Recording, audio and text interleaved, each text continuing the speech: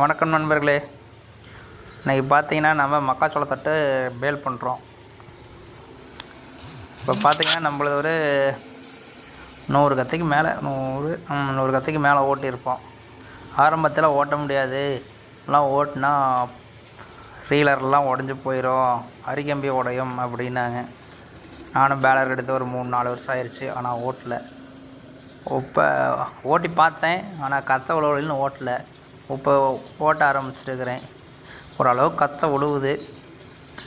பார்த்தீங்களா என்னென்னா அது 2 கத்தை 3 கத்தை கூட போட்டுடலாம்.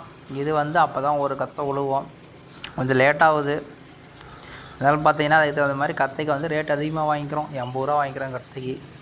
சுற்றலாம், ஆனால் உழவு ஓட்டுற மாதிரி தான் ஓட்டி ஆகணும். கத்தை ஓரளவு கத்தை உழுவுது, நுணுங்கியும் கொட்டுது.